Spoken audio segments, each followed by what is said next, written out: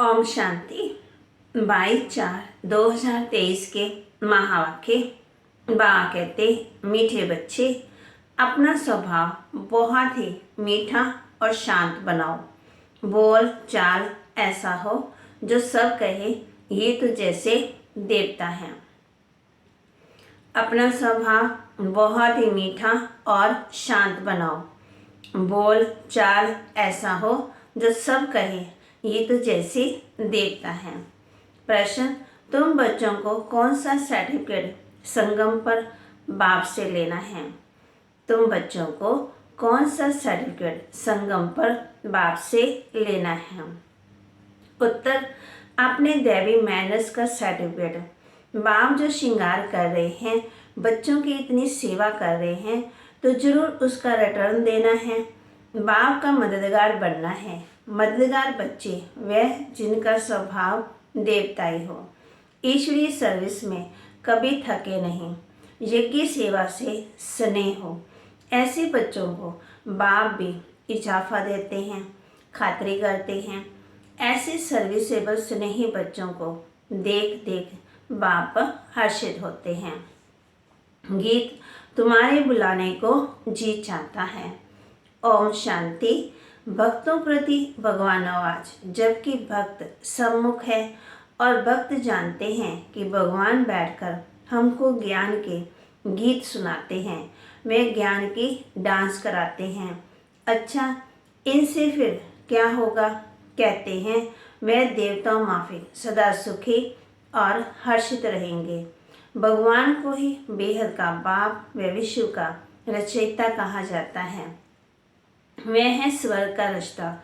विश्व पहले पहले स्वर्ग है, फिर बाद में नरक बनती है, तो अब नरक है। मनुष्य भक्ति मार्ग में धक्के खाते रहते हैं। भक्त भगवान को याद करते हैं। आत्मा समझती है बाप हमारे लिए स्वर्ग की सौगात ले आएंगे। वही रचयिता है। स्वर्ग का मालिक बनाने के लिए आकर के राजयोग सिखाते हैं। कहते हैं बाप को और विश्व के मालिक पने को याद करो।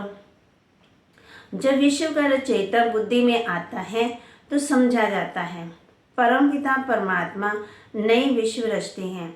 ये विश्व मनुष्य मात्र के रहने का स्थान है। बाप बेहद का मालिक है तो जरूर बेहद की बड़ी दुनिया ही रचेंगे। कोई छोटा घर तो तुम्हारे लिए नहीं बनाएंगे। वह तो लौकिक बाप बनाते रहते हैं, ये तो नया विश्व बनाते हैं। तुम बच्चों के लिए विश्व एक घर है, अर्थात बाण बजाने का स्थान है। तुम जानते हो हम भारतवासी हैं तो घर के लिए घर के हुए ना। अब भारतवासी अपने को हद के मालिक समझते हैं, परंतु भारतवासी बेहद दुनिया के वासी थे। बाप बहुत अच्छी तरह समझाते हैं, परंतु तुम बच्चे घड़ी घड़ी भूल जाते हो, शुक्रिया भी नहीं मानते हो। बेहद का बाप आकर के बेहद का विश्व का अथवा घर बनाते हैं, वह है स्वर्ग। ऐसे नहीं कि बेहद का नरक रचने वाला बाप है। बाप तो आकर के स्वर्ग रचते हैं और उस स्वर्ग का फिर बच्चों को मालिक बनाते हैं। गोया नई दुनिया नए विश्व का मालिक तुमको बनाते हैं। इस विश्व के मालिक लक्ष्मी नारायण भारत के थे। उस समय और कोई धर्म नहीं था, सिर्फ भारत ही था। बाप कितना अच्छी रीति समझाते हैं, परंतु बच्चों को वह नशा नहीं चढ़ता। बच्चे हद के नशे में रहते हैं। आत्मा को नशा रहता है ना। आत्मा का शरीर बड़ा होता तो इन कर्म इंद्रियों से वर्णन कर सकते हैं। छोटा बच्चा तो नहीं कहेगा ना कि मैं विश्व का मालिक हूँ, मैं फलाना हूँ। बालिक अवस्था में आने से समझते हैं हम मालिक हैं। तुम कोई छोटे तो नहीं हो, तुम तो बड़े हो। बाप ने भी बुजुर्ग शरीर लिया है। समझते हैं बाप विश्व का रचयिता है, मालिक नहीं बनते हैं। अक्षर कहने से ही कहाँ कहाँ भूल हो जाती है। बाप है विश्व का रचयिता। कहते हैं मैं विश्व की राजाई नहीं करता हूँ, सारी सृष्टि का रचयिता मैं एक हूँ। अक्षर एक रिफाइन कर समझाना पड़ता है। बाप विश्व का रचयिता डायरेक्ट समझा रहे हैं, हम तुमको विश्व का मालिक बनाने आया हूँ। ऐसे नहीं कि सिर्फ भारत का मालिक बनाने आया हूँ। इस समय जो भारत के मालिक हैं उनमें सुख थोड़ी है, अभी सब कब्र दाखिल होने हैं। इसको कहा जाता है क़यामत का समय। विश्व का रास्ता जरूर गॉड को कहा जाएगा। वही न्यू वर्ल्ड का क्रिएटर है। न्यू वर्ल्ड को स्वर्ग, पुरानी वर्ल्ड को नरक कहेंगे। तुम बच्चों में भी नंबरवार समझते हैं। जिनमें ज्ञान कम है उनको इतनी खुशी नहीं रहती। माया खुशी में रहने नहीं देती। बच्चे देहाभिमानी होते नहीं हैं। देहाभिमान में आने से फिर सब विकार सामना करते हैं। तुम बच्चे जानते हो, हम आत्मा का बाप वह है। भक्त सब बुलाते हैं, आकर के हमको कुछ सुनाओ। लिखा हुआ है ना भगवान नवाज, मैं आया हूँ तुमको स्वर्ग का मालिक बनाने। तुमको लायक बनाता हूँ। तुमको सारे विश्व की हिस्ट्री ज्योग्राफी समझाता हूँ। इस बेहद के ड्रामा में कौन कौन मुख्य एक्टर्स हैं? तुम्हारी बुद्धि चली जाती है बेहद में। ड्रामा में मूल वतन, सूक्ष्म वतन, स्थूल वतन सब आ जाता है। तुम्हारे में भी कोई है जो इन बातों को अच्छी तरह समझते हैं। कोई को धारणा नहीं होती, क्योंकि अनेक जन्मों से अजामिल हैं। वे संस्कार है ना, जैसे बाबा कहते गरम तवे है ना, जो बिल्कुल धारणा नहीं होती। कम से कम स्वर्ग में तो आ ही जाते, उनका भी उद्धार होता। दास दासी बनते, प्रजा में आ जाते। बाकी पदवी तो नंबरवार पुरुषार्थानुसार ही मिलती। यदि धारणा नहीं करते तो स्वर्ग में तो जाएंगे, परंतु दास दासी का पद भी मिलेगा। बच्चों को कितना भी समझाते, परंतु जैसे गर्म तवे पर पानी तो समझा जाता। उस संस्कार वाले हैं, मना वासना संस्कार वाले हैं। सन्यासी भी संस्कार ले जाते हैं ना, जन्म लेंगे फिर संस्कार सन्यास करने का ख्याल होगा। ये बातें भी यहाँ समझाई जाती हैं। सतयुग में तो विकार की बात ही नहीं है, वहाँ जन्म जन्मांतर निर्विकारी पने का संस्कार रहता है। माया ही नहीं है। यहाँ तो बच्चों को सुधारने की बहुत कोशिश करते। कोई तो बिल्कुल ही मैले कपड़े हैं, थोड़ी सी ही सोटी लगाई जाती तो एकदम फट पड़ते हैं। धोबी भी कपड़े की संभाल करते हैं, परंतु कोई सड़ा हुआ कपड़ा होता तो फट जाता, फिर अशारेवंती भगंती हो जाती। बाप कितनी मेहनत करते हैं, राजयोग सिखला रहे हैं। वही रहम दिल है जो सब पर रहम करते। बाबा रहम दिल है। माया ने सत्यानाश कर दी है, इसलिए कहते मैं कलब के संगम युगे आता हूँ। बाप है पतित पावन, पतितों को ही वापस ले जाने आना पड़ता है। त्रेता में कोई पतित थोड़ी है जो त्रेता में आकर के पावन बनाओ। भगवान तो है ही सत्य, वही सत्य सुनाते हैं। तुम बच्चे अब जानते हो, बरोबर विश्व का रचयिता शिव बाबा ब्रह्मा तन से हमको विश्व का मालिक बनाने पुरुषार्थ कराते हैं। बाप कहते अगर हमारी मेहनत व्यर्थ गवाएंगे, अपने चलन से भूतों को धोखा देंगे तो पदवी भ्रष्ट हो जाएगी। कहेंगे इनमें भी भूत निकला ही नहीं है। बच्चों की चलन ऐसी होनी चाहिए जो सब समझे ये तो जैसे देवता हैं। देवता नामी ग्रामी हैं, कहते हैं इनका स्वभाव एकदम देवता ही है। कई बच्चे बड़े फर्स्ट क्लास देवताएं गुणवान हैं, बिल्कुल मीठे शांत स्वभाव के हैं, तो ऐसे बच्चों को बाप देख खुश होते हैं। बच्चे समझते हैं बाप हम बच्चों के लिए मकान बनवा रहे हैं तो हमको भी सेवा करनी है। ऐसे बच्चे बहुत दिल पर चढ़ते हैं। जो बिगड़ कहने से काम करे वह देवता, कहने से करे वह मनुष्य, कहने से भी ना करे वह मनुष्य से भी बदतर हुआ। बाबा भी कहते हैं बच्चे अगर योग में नहीं रहेंगे तो माया की धूल में खत्म हो जाएंगे। बाबा बार बार समझाते हैं श्रीमत पर चलते रहो, आश्रय कर्तव्य नहीं करो। बोलना चलना बड़ा मीठा रखना है। देवता कितने मीठे स्वभाव के हैं। भारत में राज्य करते थे। ये था राजा रानी तथा प्रजा दैवी स्वभाव के थे। बाप आता है स्वर्ग का मालिक बनाने, तो बाप के साथ कितना मददगार बनना चाहिए। सर्विस में आप ही काम में लग जाना चाहिए। ऐसे नहीं कि मैं थक गया हूँ, फुर्सत नहीं है। समय पर सब काम करने में कल्याण है। यज्ञ सर्विस का इजाफा शिव बाबा देते हैं। ये बाबा करके बाहर से थोड़ी खातिरी करेंगे, दिल लेंगे। वह बाबा है बेहद की दिल लेने वाला।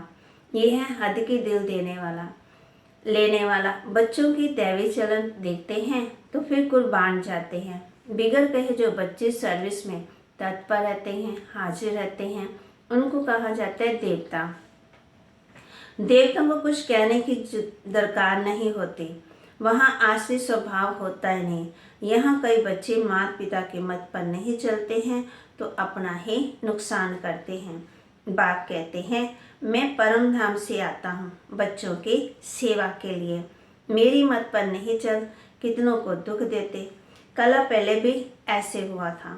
अमृत पीते पीते फिर पतित बन पड़ते हैं। एक कहानी भी है ना, लक्ष्मी ने अमृत पिलाया तो भी वो असुर बन गए। तो कभी भी किसी को दुख देने का प्रयत्न नहीं करना है, नहीं तो सारा राज्य भाग गवाए डंडे खाने लायक बन पड़ेंगे।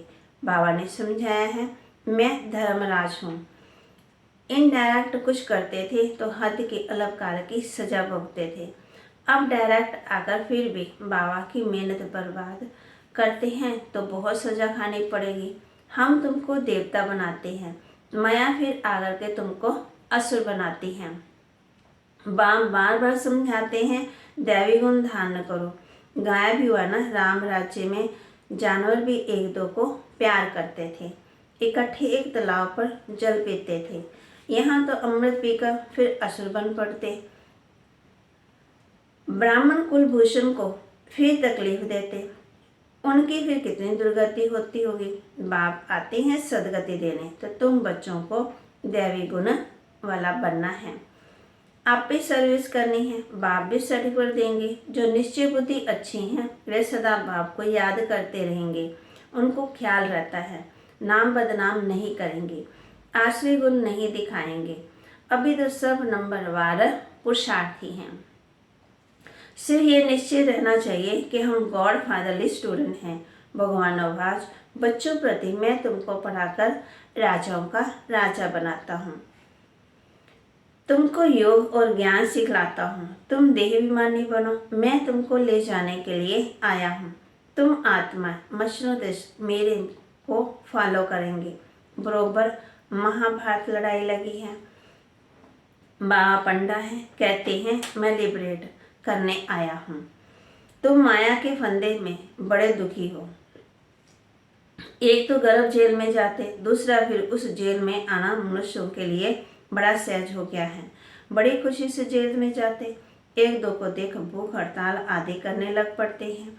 अपनी आत्मा को दुख देने के लिए क्या क्या करते रहते हैं। इनको आत्मघात कहा जाता है। शरीर तंदुरुस्त है तो आत्मा कहती है मैं सुखी हूँ, तंदुरुस्त नहीं है तो आत्मा कहती है मैं दुखी हूँ। बाप आते हैं सदा सुखी स्वर्ग का मालिक बनाने, विश्व का मालिक कहते हैं। मैं नए विश्व का रचयिता हूँ, इसलिए मुझे मालिक कहते हैं। परंतु मैं राज्य नहीं करता हूँ। सब भक्त मुझे पूछते हैं, कहते हैं हे भगवान आओ, आकर के हमको इस कलयुगी दुखों से छुड़ाओ। निर्वाण धाम व स्वर्ग धाम में बेच दो। बाप पहले सुख धाम में बेच देते हैं, फिर माया दुख धाम बनाती है। ऐसे जो चक्कर फिरता है। बाप कहते हैं बच्चे अब गफलत छोड़ो। माया बहुत अकर्तव्य कार्य कराती है, जिससे पद भी भ्रष्ट हो पड़ेगा। बाप को जान पहचान उनकी मत पर चलने से तुम श्रेष्ठ बन जाएंगे, नहीं तो बहुत सजा खाएंगे। जैसे ईश्वर की महिमा अपरंपार है, वैसे सजा खाने की दुर्दशा भी अपरंपार है। क़यामत का समय है।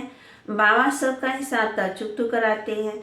सजाए खाने वाले इस माला में नहीं आएंगे। बाप कहते सिर्फ इतना याद रख करो, विश्व का रचयिता नॉलेजफुल गॉड फादर हमको पढ़ाते हैं, वे जरूर विश्व के मालिकपने का वर्षा देंगे।